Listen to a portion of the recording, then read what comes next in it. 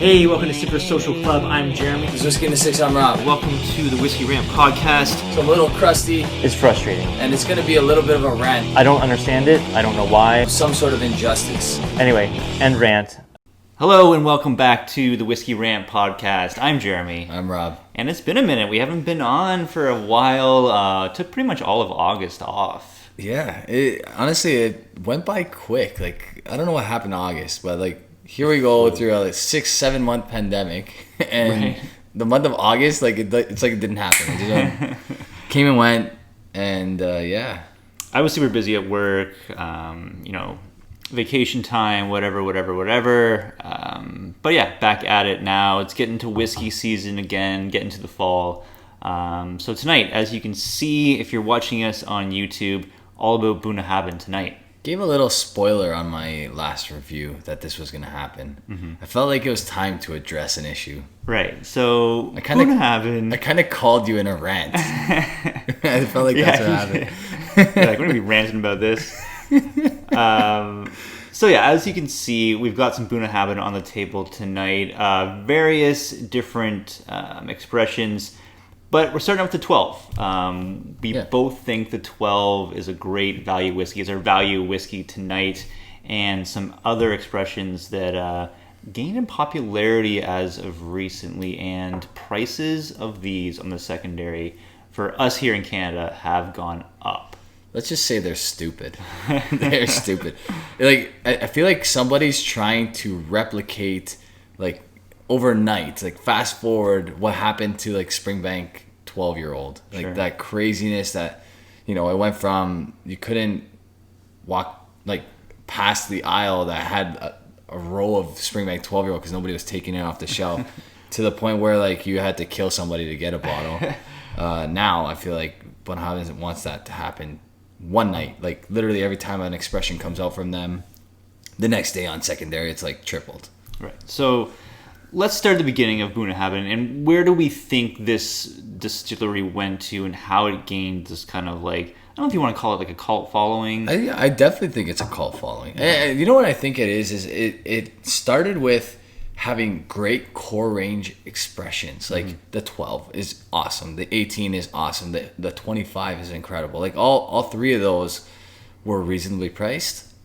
They were relatively unknown, which is a key factor here. And then they were all checking all the boxes and just quality stuff in a bottle. Well, Bunnahabhain did kind of a rebranding, so to speak, and they started bottling at 46.2 or something. What's the percentage they bottled at? 2 or 3. 46.3. So yeah, their core range stuff, they decided, everything's going to be 46.3%, a good bottling strength. I believe everything's non-chill filtered, no added color. Yep. So they're doing it the way that, the whiskey nerd is looking to buy whiskey at. Exactly. And then, they started coming up with these limited editions. We have the Moyen Bordeaux here, but I'm thinking of the PX was one of the first LEs that they did that really skyrocketed in price. I think that was the one that caused everybody to go crazy because you're talking about not a lot of companies at that time doing an exclusive release of a PX whiskey, right? Or PX aged whiskey. And really there was a lot of Glendronach fanboys at that point, and they were drawn towards those single cask PX Glendronachs. So then you come out with a Bunnahabhain that's a PX finish, or was it a exclusive maturation? I believe it was a finish. So whichever, and it was relatively young. I think it was 14 years old, if I'm not mistaken. Yeah. Hit the shelves at a reasonable price of maybe not that reasonable, $170 to $190. I remember it being. Well, you want to talk about what you did to necessitate the hype on this thing? Yeah, you wiped out an entire store here in Toronto. There's lots wrong with whiskey, and I have to take credit for a good portion of it. I'm not gonna what's happened in Canada with whiskey. Partly to blame. The road to hell is paved with good intentions. All right, so let's make a couple people hate you. So, LCBO here in Toronto, the flagship store, Summerhill, gets all the special releases. Yeah. They got 8 bottles in. It was 2 cases. 2 cases. All right. So, and how many? And we walked away with 9 of them. nine of the 12 bottles. Right. So everyone else in Ontario already pissed off that people in Toronto can only get stuff. Yeah. And no limit one per customer, no online sale. Just comes to the shelf, you grab it. It wasn't even that. It was that like I put them on hold. Right. Like I called them and I said, hold 9 bottles for me, and they're like, sure. Which is insane. Yeah. But whatever, they did it and went home, opened the bottle right away, which is what a good whiskey fan should do. Right? Tasted it and I wasn't in love. I waited the night, tasted it again the next day, same thing. Yeah. And like this was over the course of 2 weeks. So I had a backup, which I tend to do. I always buy 2 bottles. And I'm like, I'm going to throw this on a lotto on Facebook, when like the 1 or 2 that I actually did in my time. And I think I overpriced it by a lot. And someone binned it, which for those of you that don't know, bin means they're buying it now. Right. So buy it now. And he messages me. He's like, dude, I had no idea that there was like 26 spots in this lotto. I thought it was a 10 spot. He's like, I can't afford to do that, all 26 spots. I'm like, listen, let it ride. I'm like, let's see how much it fills up. Whatever's left, you can have. And I think it ended up selling most of the spots because there was a lot of people upset that the guy binned it. So it turned out to be a $460 valuation, which was over double what the bottle was going for retail at the time. And I honestly believe that might have been the catalyst that caused these wine casks to go so crazy. Well, I mean, that pricing, you think it was high at the time, but now that bottle, people are asking almost $700 for that. For sure. But we're talking like 2 weeks after. And like before that, nothing has really ever gone up that quickly on secondary within weeks. Right. But now every single one of these bottles that come out, it's like the standard to double it, like pretty much double, and then and I think that's the only bottle you ended up selling. I think you bought a bunch of those. They got distributed. Like you had one you for got me, one. Like Paulo I think took one. Jasper, I think, or was Jasper in the mix at that time? Maybe not. Either way, you weren't buying them just for the sole purpose of flipping. They were going to your friends, and then you threw one up there. I think 8 people got 9 bottles. So I took 2, and then the rest were distributed amongst. Actually, I think we actually shipped out a couple to Alberta to buddies like Josh. I think that's also what happened. Oh, okay. Because they weren't able to get that bottle at that time. Yeah. So nowadays those bottles, I think I saw one. Someone was trying to lotto one for about 700 Canadian dollars. Wow. I don't know if that lotto filled or not, but that's the kind of hype that these things have been getting, and I guess we're like somewhat to blame too, and this will kind of bleed into our talk about YouTube and WhiskeyTube in general, about the hype that Bunnahabhain's getting, and especially these limited editions. Yeah, I mean, definitely. I know I'm guilty from that story I just said, and if you go back to all my Bunnahabhain 12, 18, 25 videos, I think the 12, 18, and 25 are all on my like lists of top 6, like 25-year-olds, 18-year-olds, 12-year-olds. So it's good quality product, right? It's a good quality product, but there's a big but here, and I don't know if we're building up too much for what the but is. Well, I'll just say that I did review this one. This is the Bunnahabhain Bordeaux red wine cask. And I said it was the best peated Scotch that I have ever had. I think I scored it a very high score, 93.5, I think, which is one of the highest marks I've ever given to any whiskey before. Yeah. And I feel like the Octomore side of you is still hating you for that moment. Yes, because I did score it a half point higher than Octomore's 6.3. I just think that the drinkability of that is a touch higher. Octomore is very specific to your mood, I think. Absolutely. This one you can just pour and play, and it's incredible. It is great stuff. It's an awesome whiskey for sure. Yeah. This is the Bordeaux Red. Mm-hmm. They have great wine cask influences, but they also have some duds. Like, I wasn't a big fan of the PX as much as it's going for now. The Amontillado. So this is a great example. This is one that, if you guys haven't checked out the review, I reviewed it this past Monday. So by the time that this comes out, it'll probably be about a week And we've each reviewed the PX. Those are up on our channels. Yeah. And I've reviewed the Moyen Bordeaux. Yeah. So the Amontillado is almost 16 years old, which is one of the older ones when it comes to the wine cask finishings, right? But to get that on secondary now, you're looking at close to $600. Yeah, you can get it in the UK for probably 200 pounds. I saw a few people after I posted that video say, I think I found it for 200 pounds. Is this the one you're talking about? Yeah, you can get it for 200 pounds. Yeah, the UK auction world for these Buna limited releases is still pretty good. It's not like super inflated.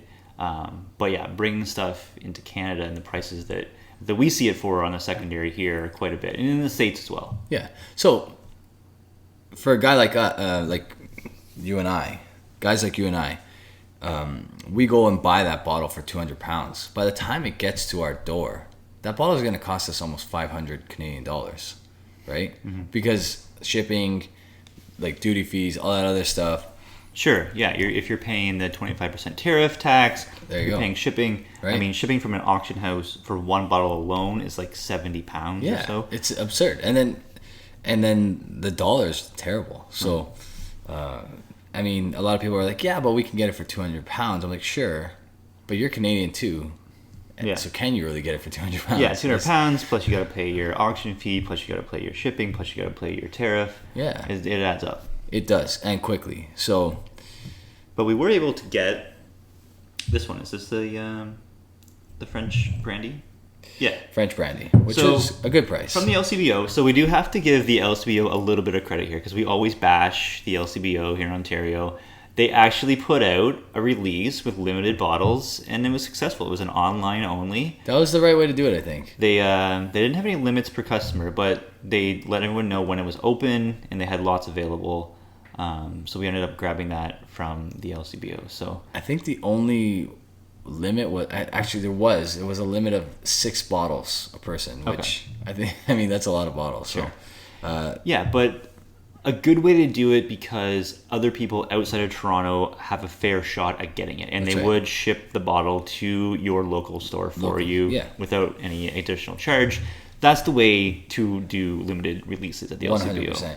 I think really the proper way to do it though is do that almost exactly how they did it. Let's give credit where credit is due. They did a good job with this one. Just lower that limit to 2 per person. Sure. Because there was a few bottles in the mix that just went like within an hour. Yeah. And if that's happening, that means that a couple guys bought most of them. Right. We'll have to roll back a tick on our LCBO sucks counter. Yeah, exactly. Roll one back. They're now in like the minus 5,000. So yeah, let's just go over actually everything that we got here. So this is the Burgundy finish. Now this one I bought on the secondary market. I paid $375 Canadian for it. This one is just one of 600 bottles. Okay. I believe it is around 14 years old. 14 and a half years old or so. What was that on retail? Do you know? And I'm not sure what retail was. I think retail on these are pretty reasonable, although they last on retail for 5 seconds. They don't last. So it's hard to even see a price for retail. But yeah, I think retail prices on these are pretty reasonable. But now you're looking at up to $500 for this bottle. Again, UK auctions, you can probably find it for about $200 or 200 pounds. Yeah. Sorry, before fees and whatever. Like you said, this is the Amontillado. So that one is between $500 and $600 valuation on secondary right now. Wow, that's crazy. I think on lottos they're going for close to $600 on Facebook. And not worth it. I mean, no. You have all these wine cask finishes, limited edition Bunnahabhains, and because of the hype, because of this like cult following, people are asking and getting this much money for these bottles. It's crazy what $600 gets you nowadays. Like 5 years ago, if you and I were walking into a store ready to spend $600 on a whiskey, like you knew that whiskey was gonna blow your mind. Yeah. You're taking you're gambling every single time you spend that kind of money on a bottle like this. Right, because like you're not necessarily going to see a review of this before you need to make your decision, right? Like limited bottle, like 600. This is limited to what, 1,700? Yep. About that. So yeah, 1,700. I don't know about these ones if they list it or not. But yeah, very limited. So you're not going to see a review, and you know they're going to go fast. You have to, like, this one I bought, the French Burgundy. The guy had 7 bottles. They sold it in 2 minutes. Wow. Right? They just went instantly. That's insane.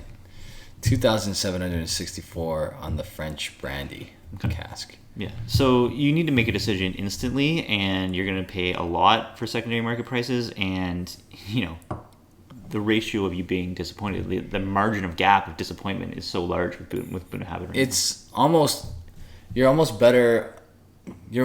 more likely to have a disappointing experience than to not have a disappointing experience. Whereas if you were spending that money before retail got insane as well, a few years ago on retail, didn't matter what you bought, you're probably going to have a great experience. I mean, obviously there's the exception, but stuff like, I can't even think of a $600 bottle, but I don't know. Like Bunna 25 was $400 for the longest time at the LCBO, which was overpriced at the LCBO because everywhere else was much cheaper. Mm-hmm. And like I said, that was a great experience, but that was $400. Right. Now you're adding another $200 to that. Yeah. Let's just go over exactly what these prices are, because I did kind of look up what these things were going for. So your the Moine French Oak, do we have that one? No, we don't. So the Moine French Oak, this is one that I saw in auction. So this is more kind of like a rare one. And I do like the Moine. I do like the Peanut Bunnas a lot. They're really good. $5.25 secondary market. A lot of hand-filled bottles up in the secondary market that I saw. That, yeah. There was a Marcella cask, a hand-filled 14-year-old, $5.75 Canadian. Jeez. Asking for that. Port pipe LE, so like one kind of like this kind of style. This come out recently. $5.75 for that. Like I said, the PX up to $700 now. Yeah, yours $600. Yeah, and the Burgundy finish up to $500. Yeah, so we're talking about, like, on this table, over $2,000 worth of whiskey. Yeah.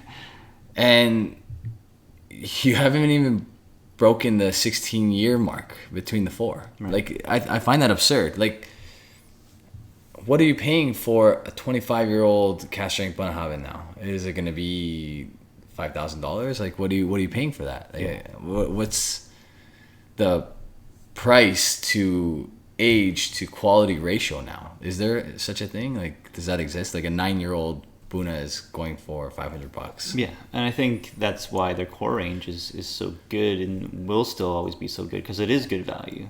Absolutely. Especially the 12. Yeah, the 12 is what? $80, $90 at the LCBO? At the LCBO, yeah. You're looking over in Alberta, what is it?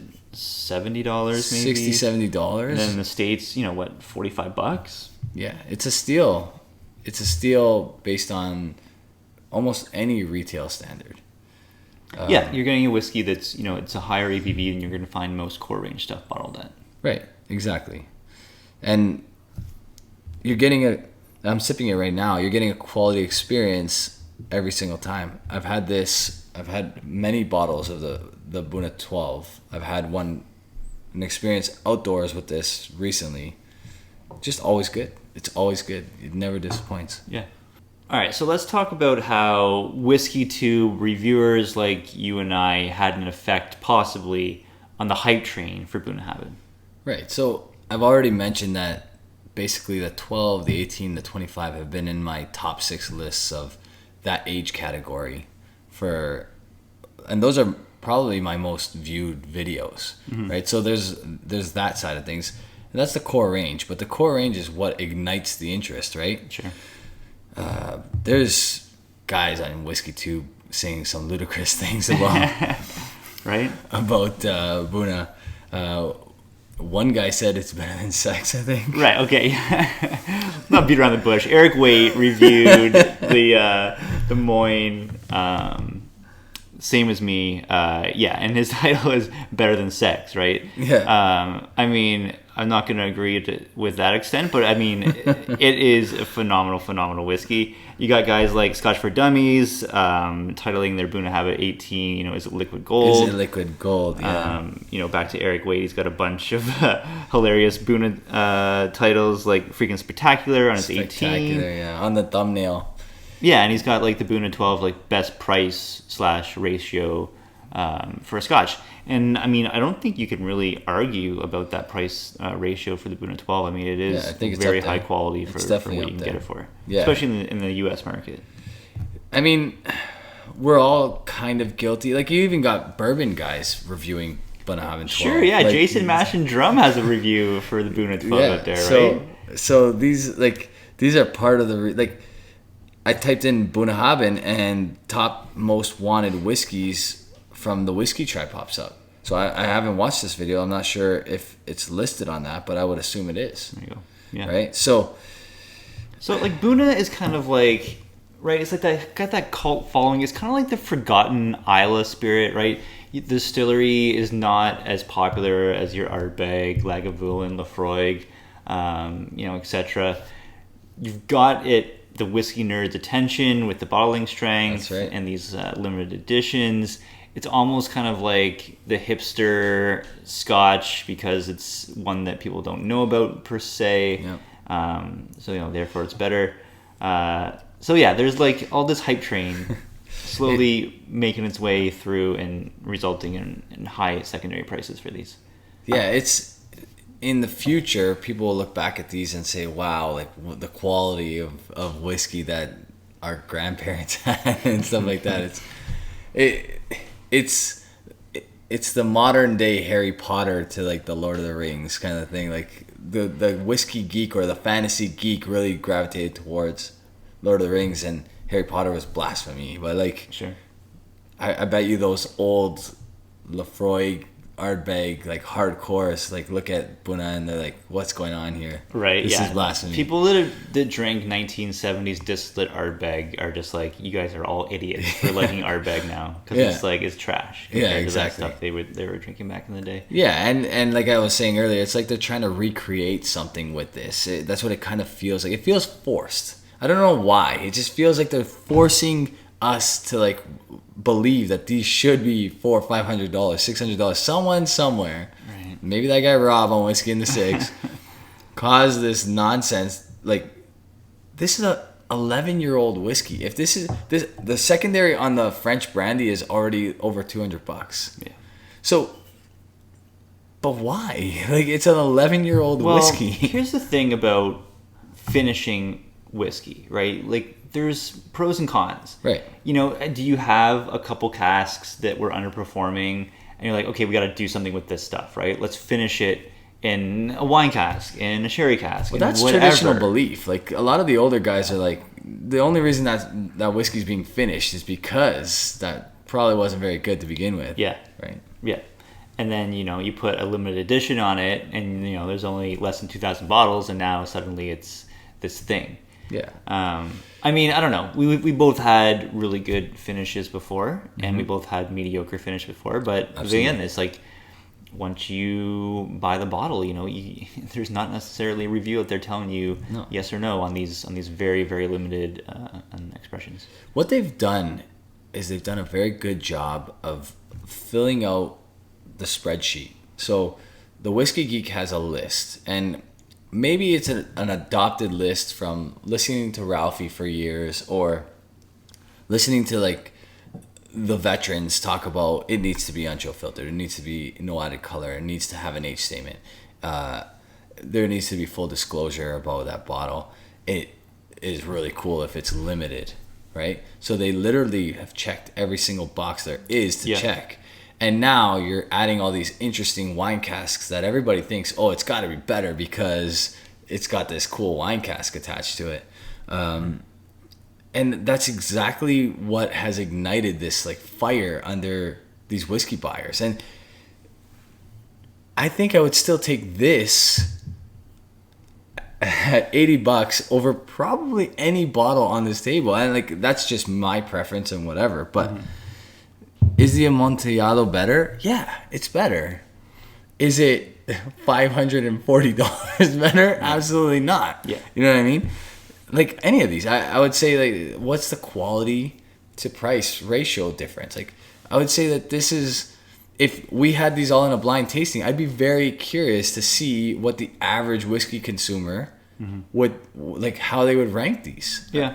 I mean, it's a great point, right? Like, I was like, and people are gonna be watching this like, oh, you know, I got that for £90 at retail. Right. Sure, of course. Yeah. We can't get that. No. At £90 at retail, right? Most people can. Let's be right. honest, right? There's only 2,764 bottles of this one. Sure. And how many whiskey fans are there? Right. There's only 600 of this, burgundy finish. Exactly. So yeah, there's gonna be maybe 2,000 really lucky guys that got this at retail, and then the 700 and whatever suckers paid huge secondary prices, or probably more like 700 lucky guys at retail, and then the rest are suckers that bought it, right?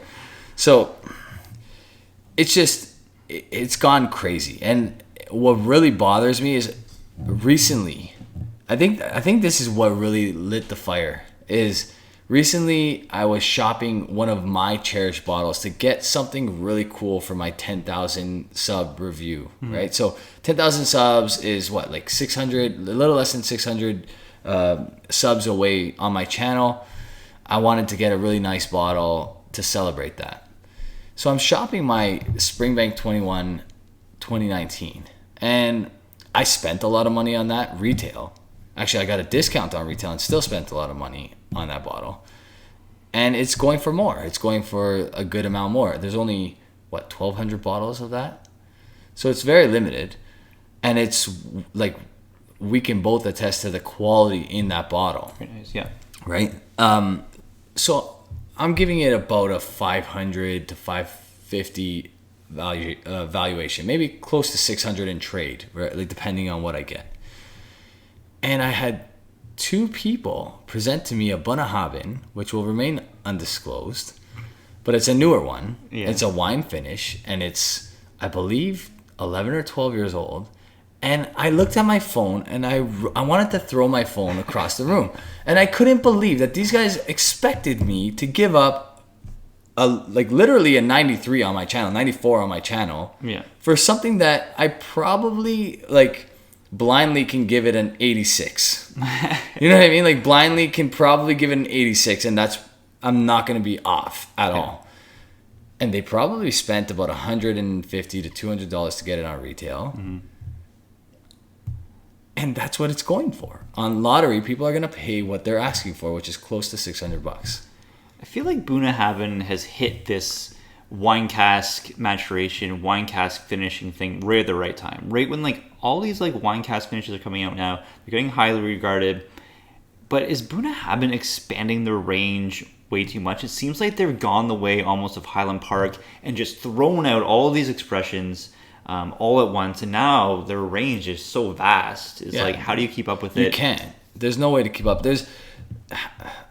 If you told me there is the most obscure wine you can think of in a Bunnahabhain, I'd believe it, because I've seen myself at least 100 different expressions in the last 2 years. Yeah, they've really just saturated with so many different releases out there. Yeah, and it's just you can't know what ones are good and what ones are bad because they're not all great. They can't be. It's impossible for them. Actually, at the rate that they're producing, the likelihood is it's not going to be that good. Yeah. Right? I feel like they're taking a lot of their lower quality casks and saying, hey, let's repurpose this. We know it's going to sell like this. Right. And then it's going to get onto the secondary market and make us like gods in the whiskey market. And that's literally what has happened. And I'm not... That story I just told about the trade value for the Springbank 21 is not to knock the 2 guys that were involved in that trade. It's to show what the climate is for these Bunnahabhains, which is astronomical and unreasonable, and people need to really rethink what they're doing here, because there used to be a time where you were willing to pay for quality. The reason why Macallan Edition 1 went up so drastically in price was because it was actually really good. You know what I mean? Maybe the 2, the 3, the 4, the 5, this future 6 will ride the coattails of that. But the Macallan Edition 1 was really good. Yeah. The same thing didn't happen to the Macallan Sienna. You know what I mean? And there's not very much difference. You know what I mean? There's a quality difference. Yeah. Well, Macallan Edition 1, first of all, it was way less bottles than 2, 3, 4, 5, 6. Right. And people realized that they were releasing a series of these things, and Correct. for the collectability, you have to have one. Mm-hmm. As soon as 2 came out, 1 was disappearing from the shelves super, super quick. That's true. And then as soon as 3 and 4 came out, the prices of that 1 were 10 times the retail. Yeah. I mean, there was a time where you paid big bucks for quality, right? That was simply how it went. And the reason why Octomore became so expensive on retail is because people were tasting them and like being absolutely mind blown. Like, what the hell is this? Mm-hmm. I know it's only 5 years old, but whatever you've done here, nobody else in the industry is replicating, and nobody else can replicate this. So that's why we want this bottle, and we're willing to pay X amount on retail. Not saying their prices are justified, just saying they're doing something that nobody else can do right now. Yeah. That's not what Bunnahabhain's doing here. Right. There's a lot of guys doing. Actually, their brother company, Deanston's, doing something very similar to what they're doing. Yeah. So, what are we paying for is the question. Yeah. I mean, I think that's a great point, and I think that's a great segue to getting into this Bunna 12, because really, like, this is a phenomenal whiskey. It's great whiskey. Honestly, this 12 is a recommendation from me to have on your bar all the time. Mm-hmm. All the time. So, Bunnahabhain, if you're brand new to it, it is an Islay distillery. They don't peat everything. Their core range is unpeated. Only their Moyne expressions, I believe, are peated. Yeah, the Moynes. So you're getting like an interesting take on that climate without peat, because all of their, neighboring distilleries, it's the heaviest peated scotches you'll find. Mm-hmm. But this one, like, the sweetness comes through. The sherry casks they use in this, I think it's a mix between ex-bourbon and sherry. Yep. The sherry casks they use in this are really good. Absolutely. I love the brininess to this. I love the creaminess to this. Like, it's surprisingly creamy for a 12-year-old, 46.3%. You're getting a lot of viscosity on this. Yeah. I really like it. Honestly, like, are we at the marking stage yet, or are we gonna wait it out a little longer?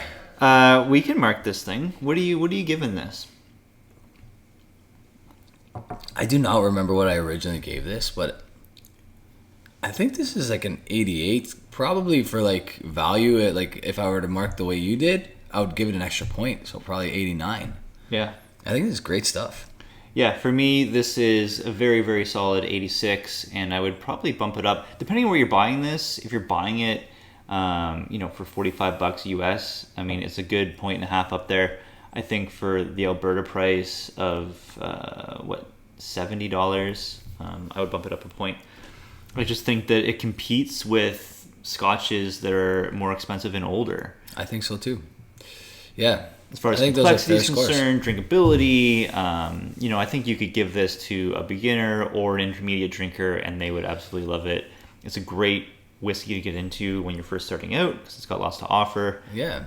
And the ABV gives you a little bit of play too. Like, if you find it's a bit hot, add a couple drops of water. Mm-hmm. For a guy that's coming from cask strength, this is not going to be hot for you. Yeah. Right? But for a guy that's coming from 40%, this might be. Yeah, and so couple add drops. Some water. You're not going to drown it at 46. No. A couple drops. It could be. It's a good utility scotch. Yeah, absolutely. I think those are fair marks. So you're basically at like an 87.5, and I'm 88.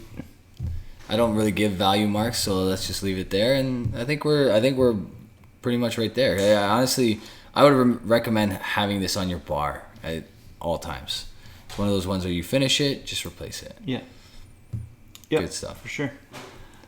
Well, in closing, I guess, what do you want to say about these Bunnahabhain limited editions? I mean, I'm guilty of buying them. I scooped up this one at $3.75.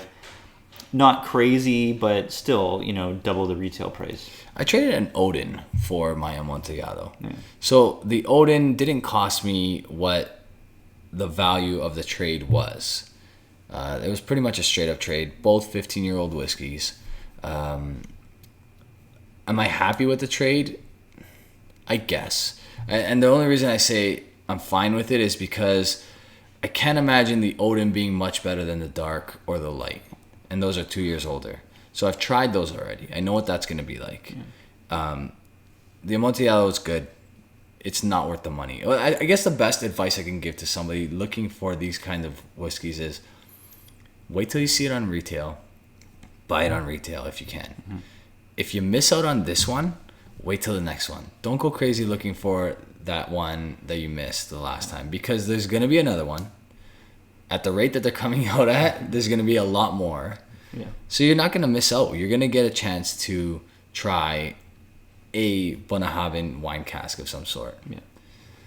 I say for me, if you can find the Moine red wine Bordeaux, then get it, because this one is a very special bottle. And I've heard that the Moine Oloroso is also very, very good. And I think I might acquire that. I will have to pay a serious amount of money to get it, but I think I will. Yeah.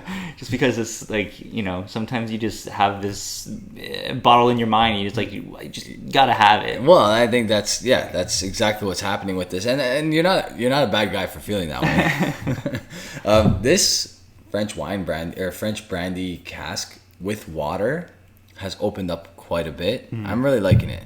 Yeah. And what do we pay? $170 retail? 170 Canadian for that. That's a great price. I mean, it's still a bit high in my opinion. If you don't, like, if I'm like breaking it down to like what it should be worth, like you can still get Springbank 12-year-old for like the low end of $100. You know what I mean? Yeah. That's a great, like, there's not much better than that price for that bottle. Be that as it may, for Canadian Ontario prices, $170 is a good price for this whiskey. Yeah, so, I think it's probably the rate where I would be comfortable paying for it. I don't think I'd pay any more than that. It's not a $200 bottle in my opinion. But yeah, really nice creamy style ice cream. You also get on that like strawberry, vanilla, chocolate, almost like a Neapolitan ice cream I get from that, which I really did enjoy. Yeah, it is. It's really nice. With water, I'm actually enjoying this a lot more too. So I'm curious, and it's pretty near the top, so we'll see what happens as it gets down the bottle. Yeah. So I guess the Bunnahabhain hype train will continue. I'm sure they're releasing more and more of these LEs coming up soon. So we'll have an eye out there, and if we see some, we'll maybe buy them, maybe not. On retail, for sure. On secondary, absolutely not. Not this guy, anyway. Yeah, I don't think, like, even those hand-filled ones, they get a lot of hype as well, but I mean, it's so much money. Absolutely. For, just crazy to take a risk on something like that. There's a special one coming out at the LCBO soon, so keep an eye out. Right. Well, there you have it. We review whiskey on YouTube. If you're just joining us, listening to this on the podcast, check out our YouTube channels, Whiskey in the Six, Super Social Club. And until next time, guys, thanks so much for joining us, and we'll see you then. Cheers, guys. Cheers.